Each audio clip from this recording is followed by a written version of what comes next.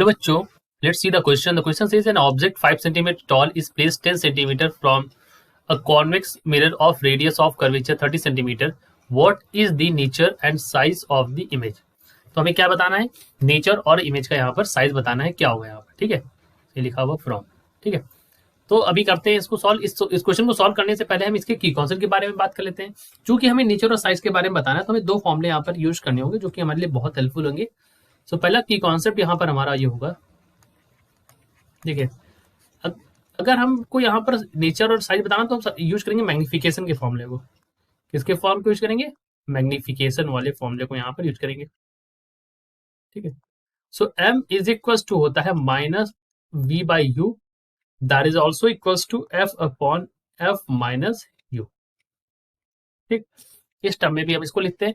अब देखिए, अगर m की वैल्यू जो मैग्निफिकेशन है वो क्या आता है, अगर मैग्निफिकेशन हमारा निगेटिव आता है तो इमेज कैसी होगी? रियल होगी।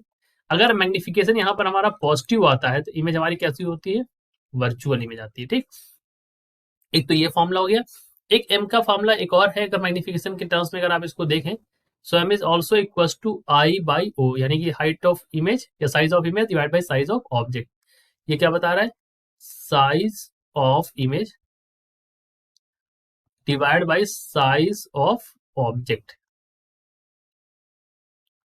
ठीक है। चलिए करते हैं इसको सॉल्व। तो ये तो हमारे की कॉन्सेप्ट में हो गया। अब देखिए, यहाँ पर उन्होंने कहा है कि कॉन्वेक्स लेंस है, कॉन्वेक्स मिरर है, ठीक है। तो कैसा मिरर है बच्चों? कॉन्वेक्स मिरर है, ठीक है। तो मैंने इसको बना दिया यहाँ पर, इसका फोकस यहाँ पर, ठीक। अब यहाँ पर उन्होंने कह रखा है कि देखिए, जो कॉन्वेक्स मिरर होता है उसका जो फोकल लेंथ होता है वो हमारा कैसा होता है? पॉजिटिव होता है, ठीक। अच्छा, और जो ऑब्जेक्ट है उसकी दूरी कितनी दे रखी है? तो ऑब्जेक्ट जो है वो कहाँ है? 5 सेंटीमीटर टॉल है। पहली बात तो ऑब्जेक्ट की साइज 5 सेंटीमीटर, और दूरी ऑब्जेक्ट जो दे रखी that is u is equal to minus of 10 centimetre, क्योंकि इस तरफ लेंगे लेफ्ट तो डायरेक्शन हमारी चेंज हो जाएगी, ठीक है। इन द सेंस लेफ्ट में लेंगे, ठीक है। अब आर की जो आपको दे रखी है 30, रेडियस ऑफ कर्वेचर 30 है, तो रेडियस ऑफ कर्वेचर और फोकल लेंथ के बीच में आपको रिलेशन पता है, एफ इज इक्वल टू होता है आर बाई 2। यहां से निकालेंगे तो एफ की वैल्यू क्या हो जाएगी? 15 सेंटीमीटर, 30/2 15 हो जाता है, ठीक। अब आप मैग्निफिकेशन वाला फॉर्म यूज करेंगे, एम इज इक्वल टू होता है माइनस का v by u, that is equal to f upon f minus u. इसी का प्रयोग करके हम इसको सॉल्व करेंगे। तो चलिए करते हैं इसको solve. So we can write this as m is equal to 15, f वाला ये वाला फॉर्मूला यूज कर रहे हैं, ठीक है। एफ 15 अपॉन एफ की वैल्यू 15 है, यू की वैल्यू क्या है? Minus of minus 10। सॉल्व करने पर वैल्यू आ गई 15/25, यानी कि ये वैल्यू हो गई 5 3 15, 5 5 25। ये वैल्यू हो गई कितनी? 3/5। तो m की वैल्यू यहाँ पर आ गई है 3/5। तो m मैंने आपको बताया प्लस 3/5 आया है।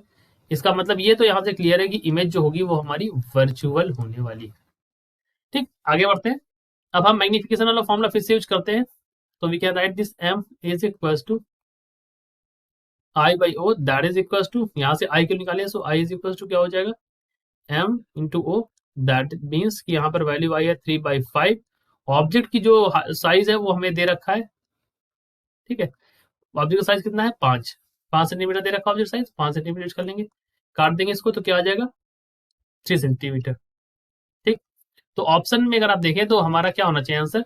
एक तो वर्चुअल हो, एक 3 सेंटीमीटर हो। तो वर्चुअल भी हो और 3 सेंटीमीटर भी हो, ऐसा ऑप्शन सिर्फ ऑप्शन नंबर बी में दे रखा है। So this is our answer. I hope you understood it well. Best of luck.